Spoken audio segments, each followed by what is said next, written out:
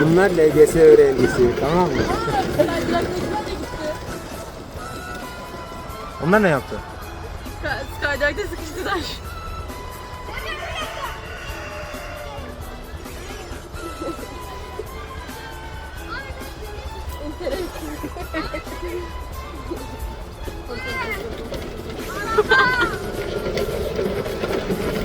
Ahmet sözünü alamıyor.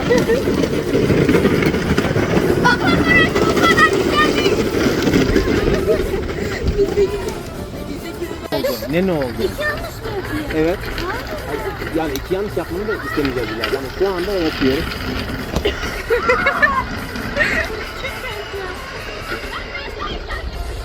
Bugün bisiklet ya. 15-20 yıl sonra at onu, tamam mı? Bütün gün ya bisiklete bindi ya. Değil ama. Sizde de bir selfie çekinelim mi? Hadi. Yok, zaten çekmiyoruz. Video açacak ha. Elisen olmuş.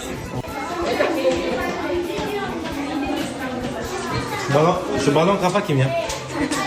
Merhaba hocam. Hocam çok çalışmaktan kafası balona dönüştü. Çok çalışıyor.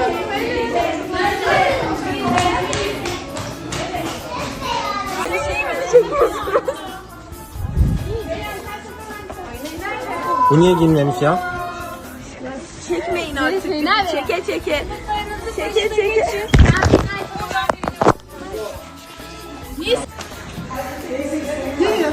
Niye çekiyorsun? Çık lan. Çık. Ya!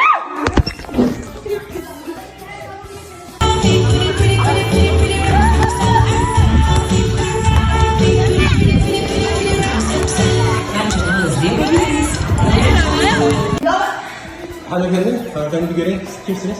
Bakalım. Çok güzel. Sen de yine götürdün.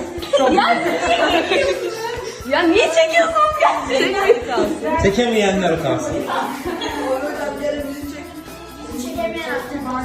Kako kim?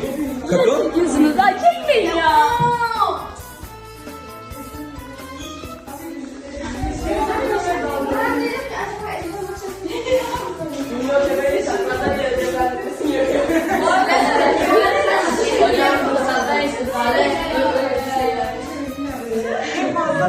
Bu kim? Bu kim? Bu kim? Bu kim? Bu kim? Bu kim? Çekiyorsunuz ya. Engin Hoca.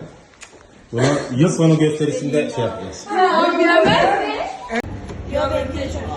Ayağım yere değmiyor. Ne yapıyorsunuz lan? Şaşırdım.